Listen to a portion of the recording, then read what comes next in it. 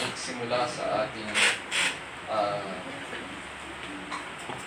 pag-aaral sa umagang ito, hayaan niyo pong basahin ko po muli ang ating texts. This time naman po sa Tagalog para sa ating karagdagang kaalaman. Mark 10:45.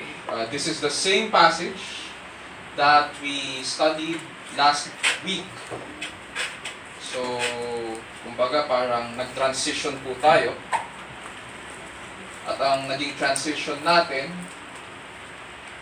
although bago yung series for this year, pero ang transitioning natin, ang nagko-connect sa atin from our last series is basically the scriptures. So sa Mark 10:45, ganito po ang sinasabi. Sapagkat ang anak ng tao ay naparito, hindi upang paglingkuran, kundi upang maglingkod at ibigay ang kanyang buhay sa ikatutubos ng marami. Tapos sa Titus 2:13-14, ganito naman po ang sinasabi. Samantalang hinihintay natin ang ating inaasahan, ang dakilang araw ng paghahayag sa ating dakilang Diyos at tagapagligtas na si Jesucristo sa gitna ng kanyang paningningan. Binibigay niya ang kanyang sarili upang iligtas tayo, or rather, ibinigay niya ang kanyang sarili upang ligtas tayo sa lahat ng kalikuan at linisin para maging kanyang bayan na nakatalagang gumawa ng mabuti.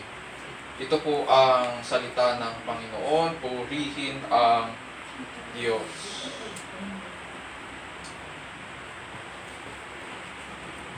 And so, as is our practice po in previous years, kapag malapit na po ang Pasko, ang usual series po natin for the past 3 years, habang nire-review ko po yung notes ko, for the past 3 years, it's been about the reasons Jesus came down to, came into the world. So yun yung series natin. Every time na November or December, ito yung ating series. Jesus came, the reasons Jesus came into the world. And we are on our 3rd year. Nagsimula po tayo ng 2021. There are around, sa ating series na ito, there are around 30 reasons na makikita sa scriptures on why Jesus came into the world. Nasa reason number 13 na po tayo. So, reason number 13, ito po yung ating pag-aaralan sa umagang ito. Jesus came into the world to give His life as a ransom for many. At panalangin ko po na mag-minister ang mensaheng ito sa bawat isa sa atin as we face the nearing end of 2023. Nawa magbunsod po ito sa atin ng tamang pagkilala sa Panginoong Jesucristo at ng pagsisiyasat sa ating mga sarili upang matuto po tayong tumugon sa maayos na pagsamba sa harapan ng Diyos sa ilalim ng kapangyarihan ng Diyos para sa kalwalhatian ng ating dakila Diyos.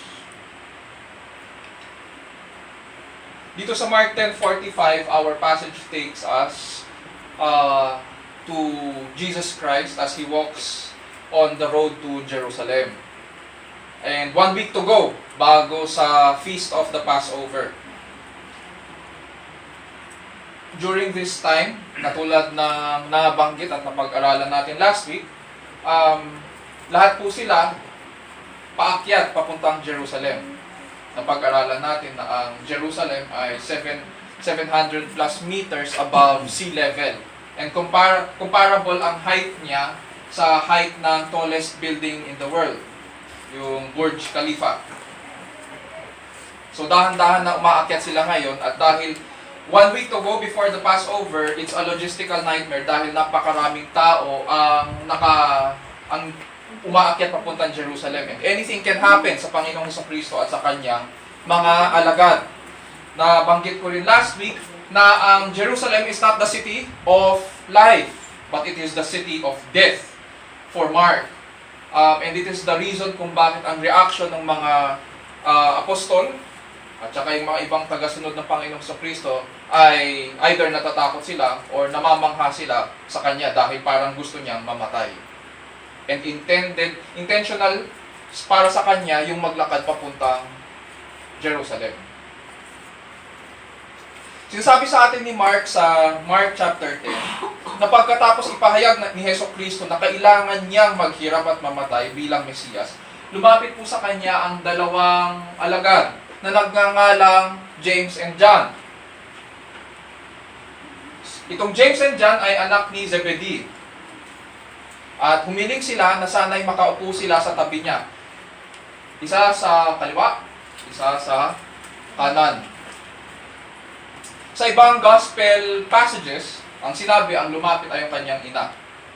Pero, ang pinalalabas dito ni Marcos, nagmula itong hiling na ito kay James and John. At malamang, dinaan lang nila sa kanilang ina. So, malamang ganun ang nangyari. Para yung ina nila ang magtanong kay Jesus. Kung pwede nga ba sila, na kapag ang Panginoon ay umupo sa kanyang luklukan, sa kanyang kaharian, ay sila naman din ay umupo sa kanilang mga luklukan, isa sa kaliwa, isa sa kanan. Anong naging sagot sa kanila ng Panginoon? Tumugon ba ang Panginoon? Pag tinignan po natin yung passage, nangyari ito pagkatapos sabihin ng Panginoon ang ukol sa kanyang paghihirap at kamatayan. And so we will see that it was very thoughtless of them para hilingin ito. Kaya tinanong sila ni Jesus, makakainom baga kayo sa sarong aking iinuman? O mga babautismuhan ba kayo sa bautismo na ibinautismo sa akin? Ano po ang sagot doon? Ang sagot dapat doon hindi. Hindi kayo makakainom sa sarong na kanyang iinuman at hindi kayo mababautismuhan sa bautismo na kanyang ikakabautismo. Pero sinagot nilang oo. Obvious na hindi nila alam ang kanilang mga pinagsasasabi.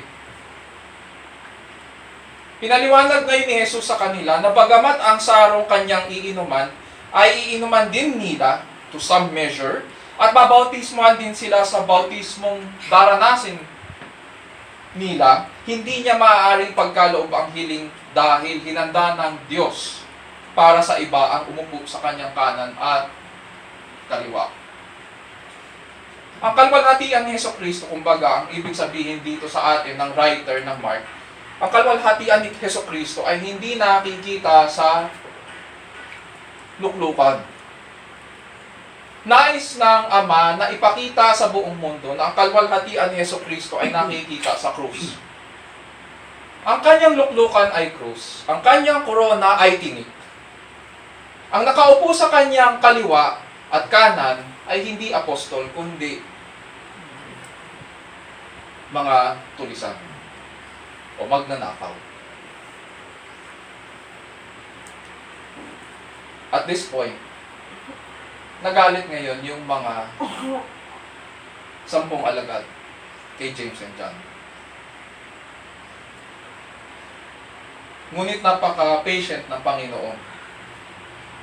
Pinalapit sila ni Jesus sa kanya at sinabi sa kanila, alam nyo na ang mga itinuturing na pinuno ng mga hentil ay siyang pinapanginoon. Pag sinabing hentil, ito po yung mga hindi Hudyo.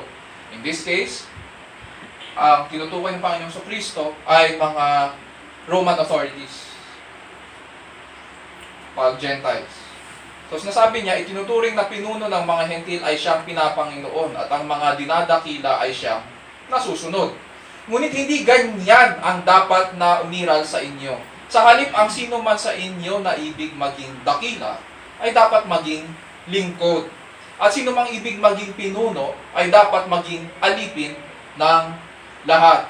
Sapagkat ang anak ng tao ay naparito, hindi upang paglingkuran, kundi upang maglingkod at ibigay ang kanyang buhay sa ikatutubos ng marami.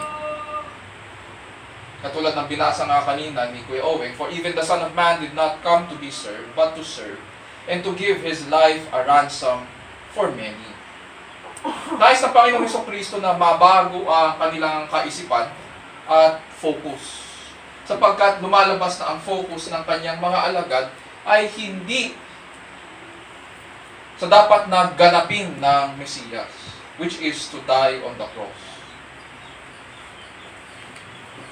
Ang focus po nila ay yung self-promotion nila sa kaharian.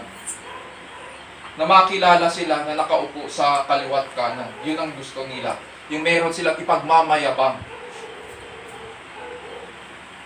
Ang nais ng Panginoon na mabago sa kanila ay yung attitude na pataasan ng ihi.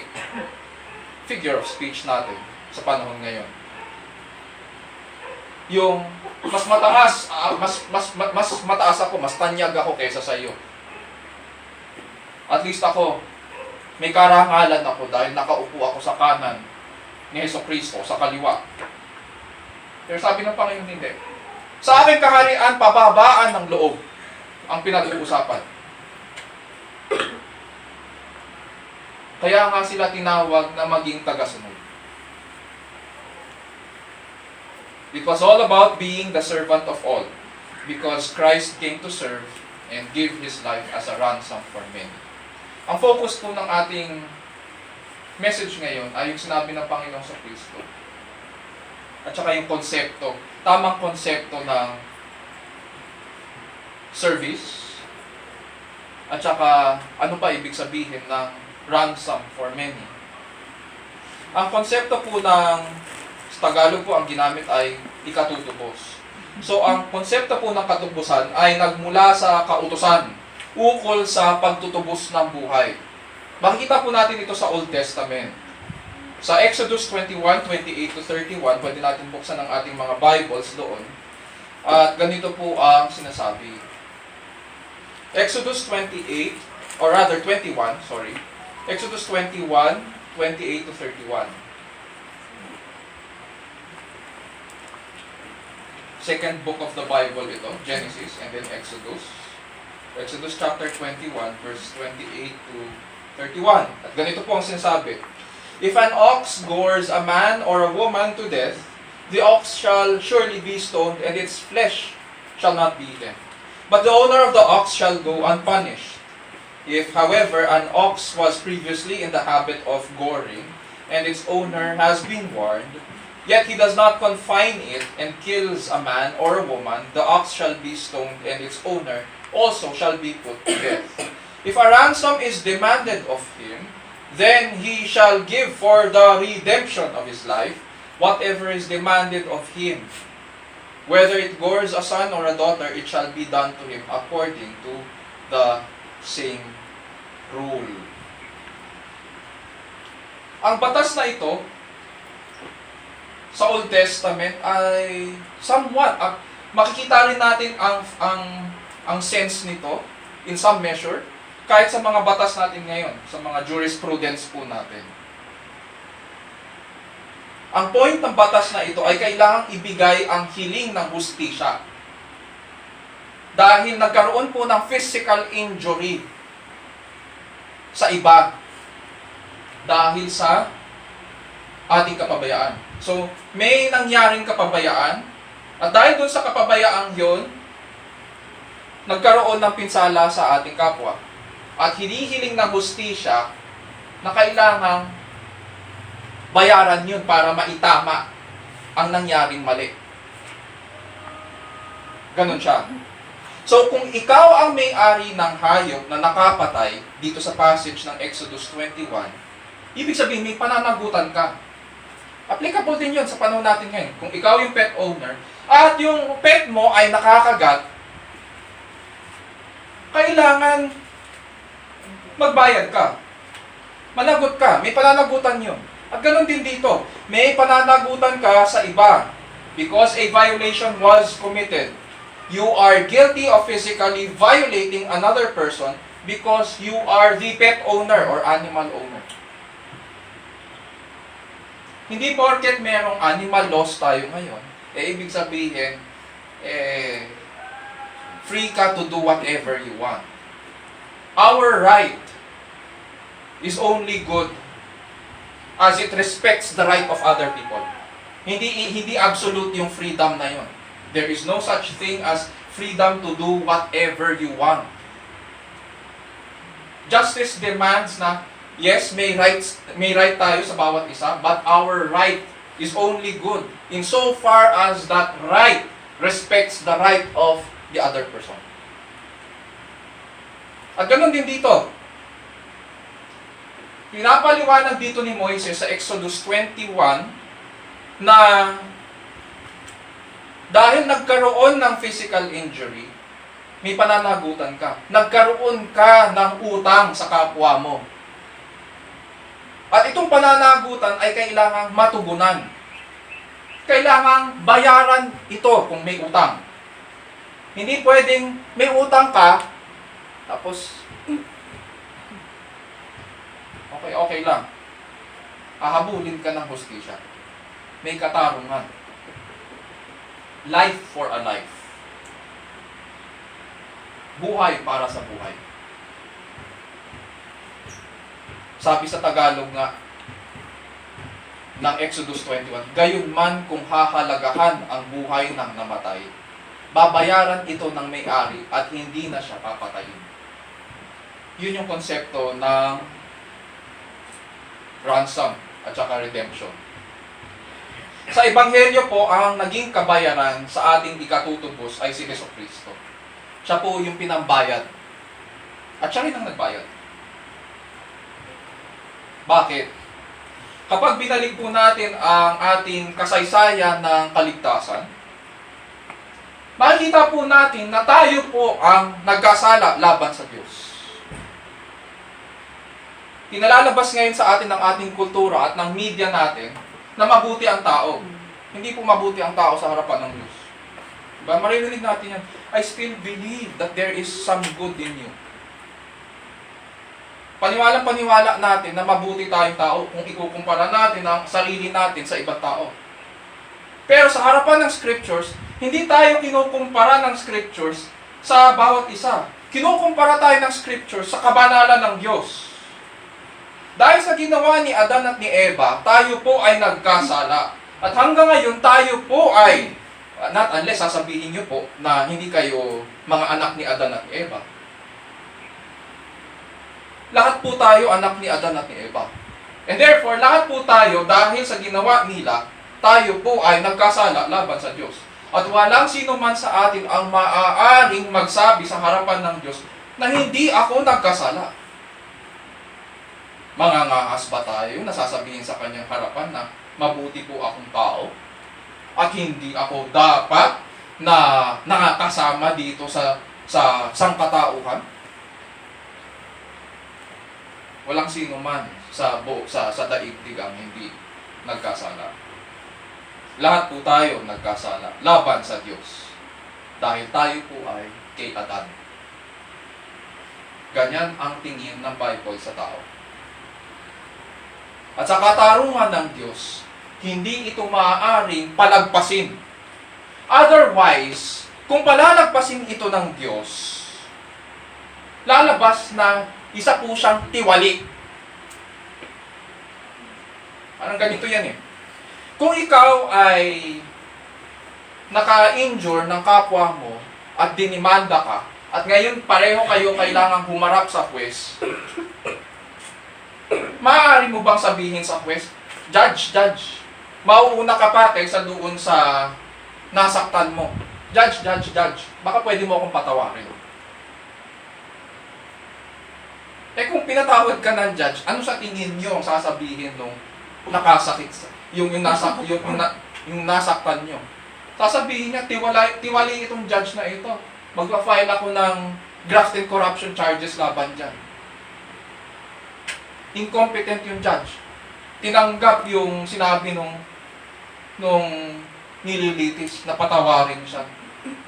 Forgiveness does not work that way. If we are to look at the Scriptures, yes, God forgives. Pero yung workings ng forgiveness, the workings behind God forgiving, we must understand that there was a cost, that there was a price to pay. for our sin. Para dumaloy ang pagpapala ng pagpapatawad. At yun yung pinag-aaralan natin ngayon. Sabi nga ng scriptures, sapagkat ang kabayaran ng kasalanan ay kamatayan. Kailangan magkaroon ng satisfaction ang katarungan. And the only acceptable payment is death. Death. Hindi lang siya physical death. Ang tinutukoy dito ni Pablo ay eternal punishment, eternal suffering, away from God. Ganun siya. Hindi lang siya physical death. And so, kaya ba natin bayaran?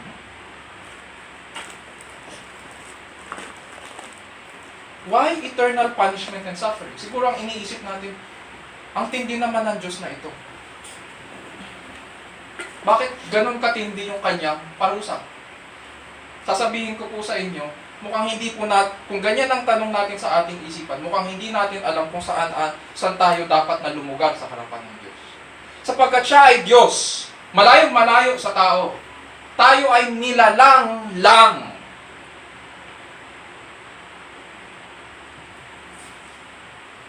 Hindi tayo Diyos. Tayo ang nagkasala laban sa Kanya. And therefore, dahil siya po ay Diyos, nagkasala tayo sa kataas-taasan. Hindi tayo nagkasala sa magulang natin lang. Hindi tayo nagkasala sa kapatid lang natin. Hindi tayo nagkasala sa ating congressman. This is not just any person. Ang pinag-uusapan natin ay Diyos. And therefore, dahil ang kasalanan natin ay laban sa Diyos, ang dapat na parusa para sa kasalanan laban sa Diyos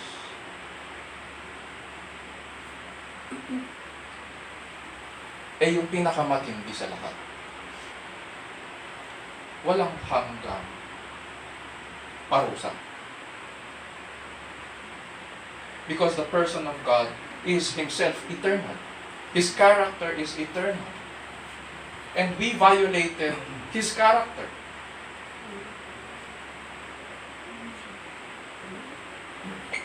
Tama lang na ganun ang hilingin.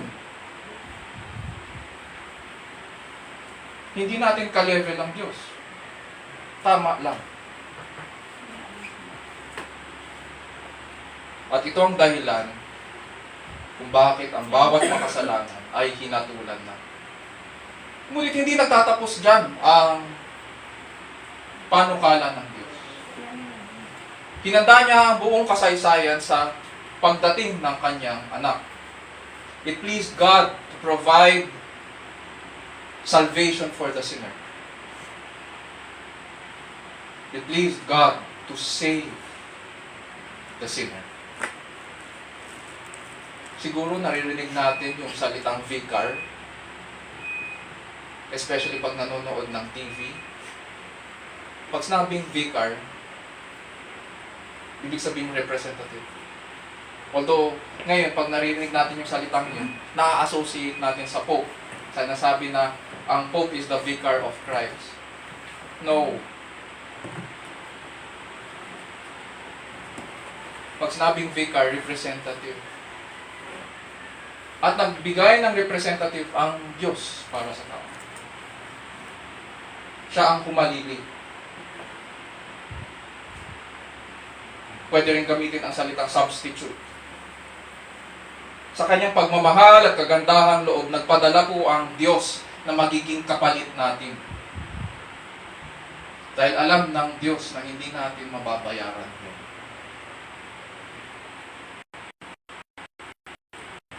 And so sa kanyang pag-ibig at kagandahang loob, nagpadala siya na kakilala. Ang substitute. Ibig na tayo ang parurusahan ng kamatayan, iba ang tatanggap ng kamatayan. Iba ang hahagupitin ng Ama. Iba ang tatanggap ng hatol. Ang pangalan po niya ay si Jesucristo.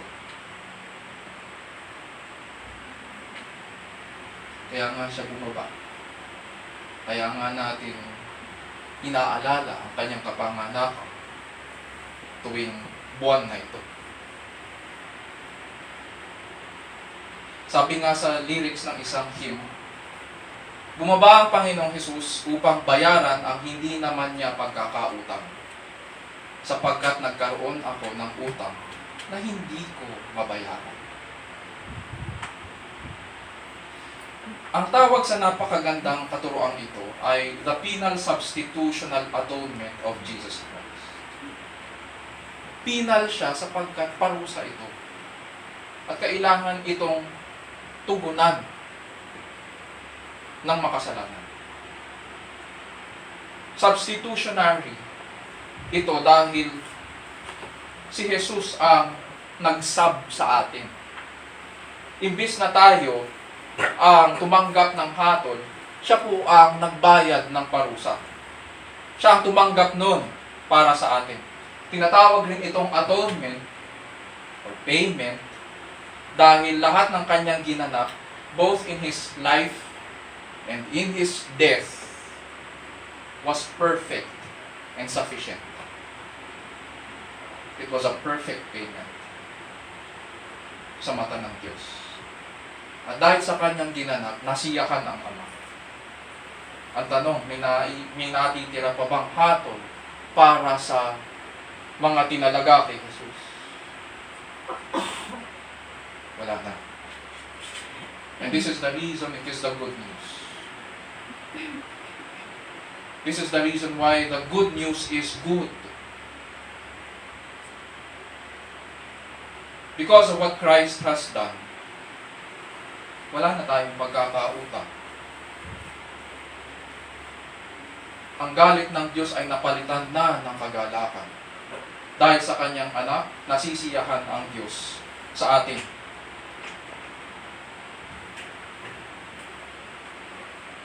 Kapag tinignan natin ang ating mga sarili, spiritually, bankrupt po tayo. Wala tayong may ibabayad. Hindi natin maaaring itama ang ating mga kasalanan. Nothing in us could right our wrongs sa harapan ng Diyos, and nothing in us could satisfy God's demands. Nothing in us could please Him. Lahat ng ginagawa natin ay pang mga basang marurumi. But it pleased God, looking at His Son, that Christ, at the great cost of His life, became the payment for the penalty of our sins. Dahil kay Kristo, bayad na po ang utang. Dahil kay Kristo, tapos na. Kaya nga, di ba? Sinabi ni Yesu Kristo, at sinigaw niya ito upang marinig ng lahat ng nakapaligid, it is finished. Ganito po tayong pinaglingkuran ni Jesus. Binigay niya ang kanyang buhay sa ikatutubos ng marami. Bilang application, paano natin ito ngayon mailalapat sa ating buhay bilang mananampalataya at buhay ng ating church? Number 1,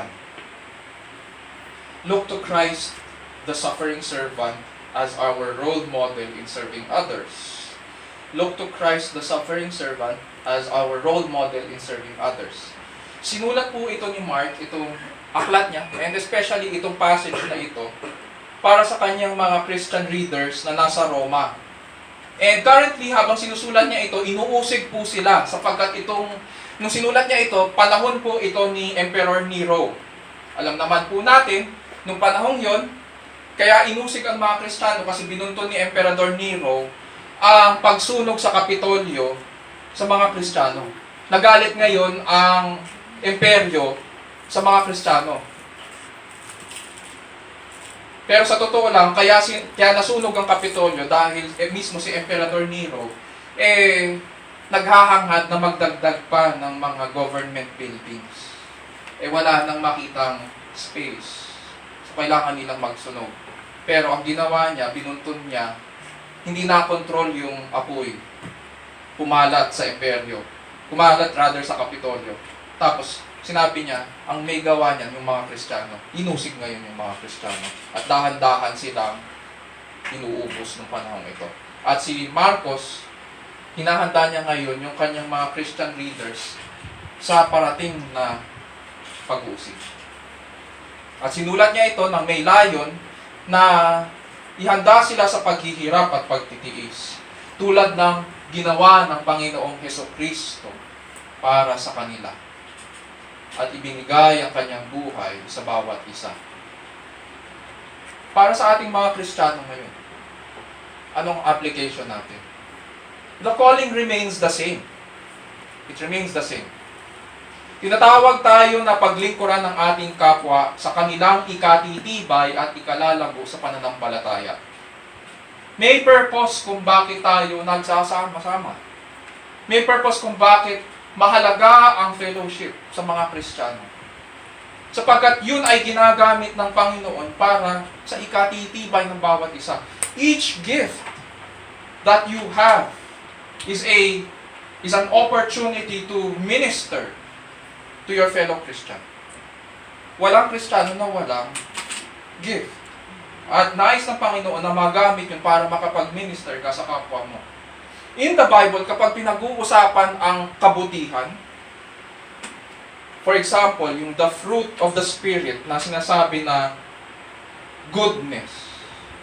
Ang concept ng goodness sa Bible ay hindi yung naghihintay ka lang na may dumating.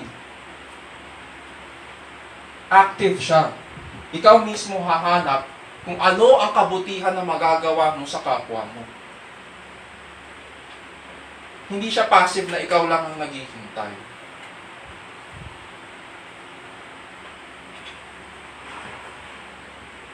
And so, tinatawag rin tayo na paglingkuran ang ating kapwa sa kanilang ikatitibay at ikalalago sa pananampalataya.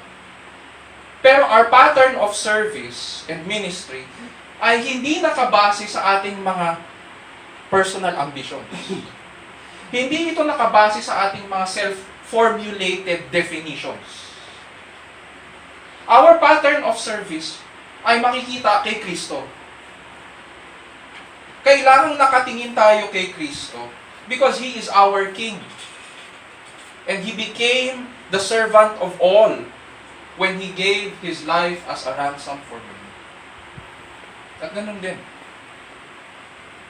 We are to give our lives for our brothers and sisters.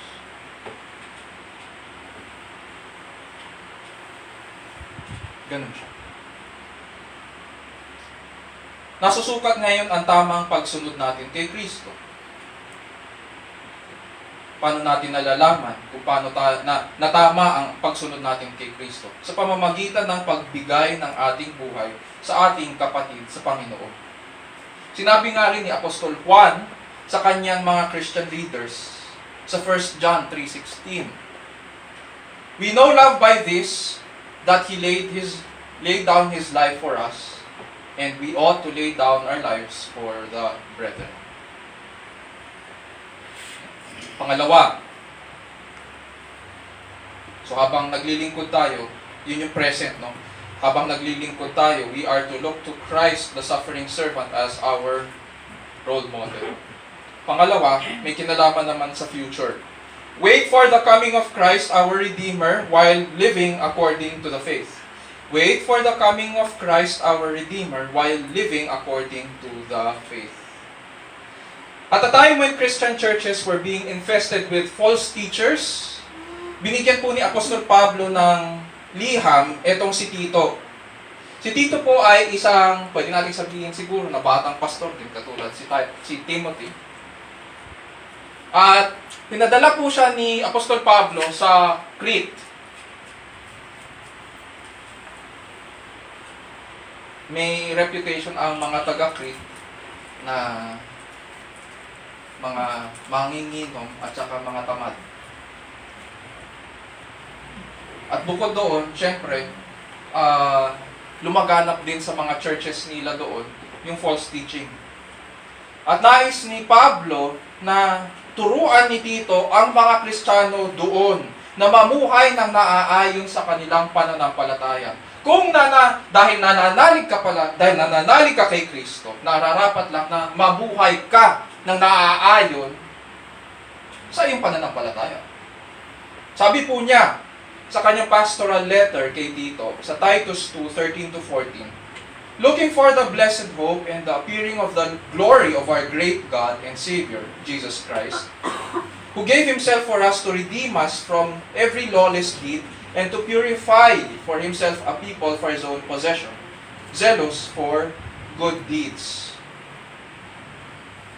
Sa panahon po natin ngayon, kapag tinignan po natin, at least pag pinanonood natin yung mga video sa social media, at pwede rin kung iikot ka sa mga churches, mapapansin po natin na ang daming Kristiyano na wala sa focus. Sinasabi nila na nakakilala sila sa Panginoon, pero yung buhay hindi umaayon doon sa kanilang pinaninindigan, kung yun ang nga ang pinaninindigan nila. Bagamat alam nila, katulad rin ng panahon ni Tito, alam nila na nabubuhay sila sa mga huling araw, at ganun din tayo, iba ang tinitignan, iba ang hinihintay, iba ang hinahanap.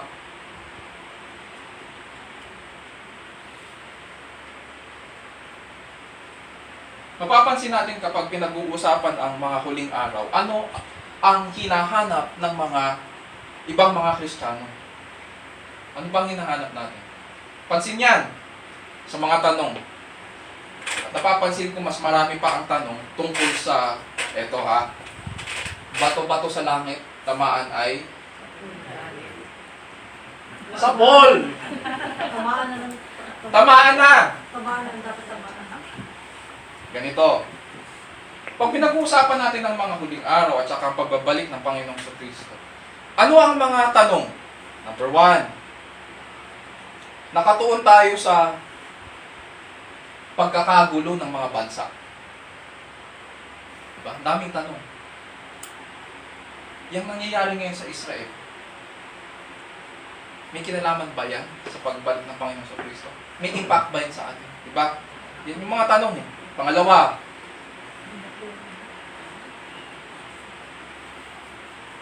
napapadalas yata yung mga pagyamig ngayon. Lalakas pa ba yan? End of the world na ba? Diba? Ganyan yung mga tanong natin eh. May lalabas pa bang bulkan dito? May puputok pa bang bulkan sa Pilipinas? Baka pagbalik ng Panginoon sa Kristo, wala ng Pilipinas. Diba? Tsaka yung mga buwan-buwan. Diba? Bakit parang napapadalas yata yung mga blood moon? May kinalaman ba yan doon sa sinasabi niya, the moon will become red? At syempre, yung pinakahuli, yung dahil hindi binanggit ang kanyang pangalan at hindi binanggit kung sino siya, laging nakafocus doon. Sino ang Antichrist? May samantalang sa kasaysayan ng Kristyanismo, maraming sumulpot na Antichrist. Kahit ng panahon ng mga apostol, may Antichrist na. Doon tayo, yun yung gusto nating pinag-uusapan. Pero mapapansin natin dito sa Titus 2:13-14, walang sinabi si Apostol Pablo tungkol sa mga bagay nito. Hindi ka dapat nakafocus yan. Sabi niya, saan ka dapat nakafocus? Kapansin-pansin sa ating passage na sa pagdating ng dakilang araw ng Panginoon, hindi po sinasabi ni Apostol Pablo na hintayin nyo na magkakagulo ang mga bansa. Hindi niya sabi yun. Hindi niya rin sinabi na hintayin nyo ang malubhang paghihirap na mararanasan ng buong mundo. Wala siya sinabing ganon. O hanapin nyo kung sino ang Antichrist. Hindi. Anong command niya sa kanila? Ito yung command niya. Magpatuloy kayo. Sa anong paraan sila magpapatuloy? Looking for the blessed hope and the appearing of the glory of our great God and Savior, Christ Jesus. Yun dapat ang focus. Doon, kay Kristo, sa kanyang pagbabalik, sa kanyang kalwalhatian. Dahil tayo ang kanyang bayang kinubos at tinalaga na kanyang pag-aari.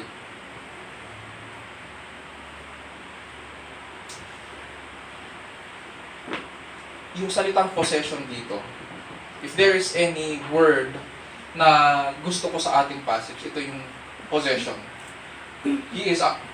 We are His possession.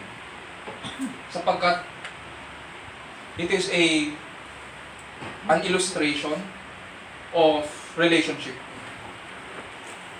Kanina pinakikinggan namin sa kotse yung Covenant Choirs at meron silang kinanta kanina. Sa isang kanta na yun, meron akong favorite line. At ganito ang sinasabi doon sa line na yun. I am Lord, I am God, you are mine. Ibig sabihin, kahit ano pa mangyari sa mundo ito, kahit magunaw man ang mundo, tayo sa Kanya pa rin. It represents, it talks about relationship. It talks about a God who has purchased His people for Himself. It talks about a God who is protective of His people. It talks about a God who has a relationship with His people, who has a covenant with His people, at hindi masisira yung covenant na yun, sapagkat He has promised that this covenant is an eternal covenant. At sino ang nagpatupad ng covenant na yun? Ng covenant relationship na yun? Si Yesu Cristo. At dahil si Kristo ang gumanap nun, walang bagay na nilikha ang makakasira sa relationship.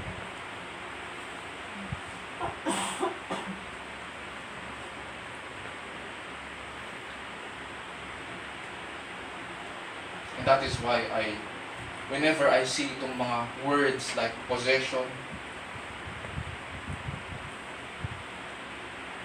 naiisip ko ang pagmamahal ng Diyos at yung lalim ng kanyang pagmamahal at lawak ng kanyang pagmamahal para sa kanyang bayan dahil kay Yesu Cristo. At ito ang nararapat na ating hinahangad habang nagsisikap ngayon na magbunga tayo sa mabubuting gawa. Yung hinihintay natin, nakatuon tayo kay Kristo at hinihintay natin ang kanyang pagbabalik. Yun yung pangalawang application. Wait for the coming of Christ, our Redeemer, while living according to the faith. Pangatlo, may kinalaman naman ito sa ministry ng church. Number 3, we confirm and preach as one body that we have been united in Christ's sufferings and death. We confirm and preach as one body that we have been united in Christ's suffering and death. Because we are celebrating the Lord's Supper today, we are called to proclaim and remember.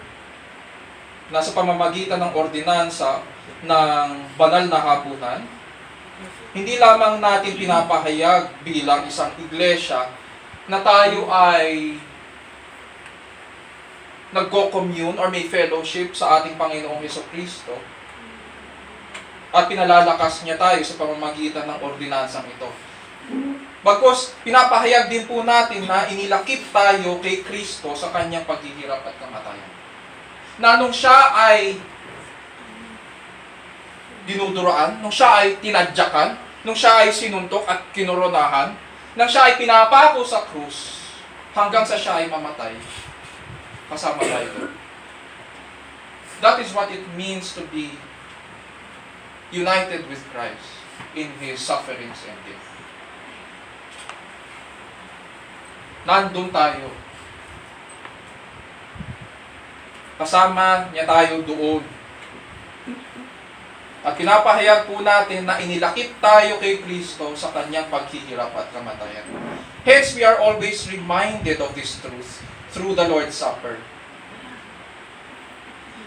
That as we proclaim Christ's death until He returns, Christ also reminds us naman na tayo ay Kanya, that we are His covenant people, and that He bought us with a great price. And in purchasing us with a great price, He united us in Him, in His sufferings and death, and will one day return so that we will be with Him forever and ever. Ganyan po kaganda ang blessings na ginanap ng ating Panginoon sa Kristo. What is the reason Jesus came into this world? My brothers and sisters and friends, Jesus came into the world to give His life as a ransom for many. At ang katanggap-tanggap na tugon sa ginawa ni Hesus Kristo, hindi natin kailangan na pahirapan ang ating mga sarili. Kung may isa kang kaibigan, at sinabi niya na kaibigan ka niya at nakakulong ka, at sinabi niya, binayaran ko na lahat. Nasa death row ka, ang hinihintay na lang yung schedule ng mapugutan ka, pero sinabi ng kaibigan mo, wala ka nang dapat na bayaran pa. Ako na ang kapalit mo. Ako ang pupugutan ng ulo. Binayaran ko na rin yung pinagkakautangan mo sa labas ng piitan. Wala ka nang kailangan alalakanin pa. Bukas na bukas, malaya ka na. Mamuhay ka bilang isang malaya.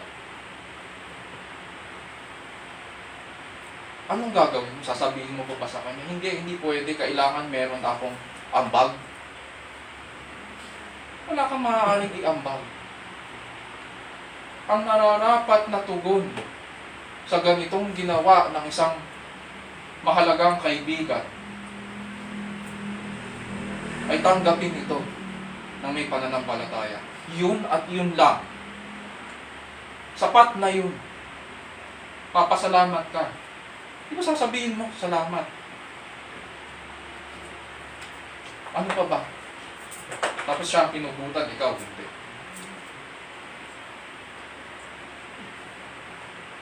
Ganun ang pinalaya. Ganun ang tugon ng isang pinalaya.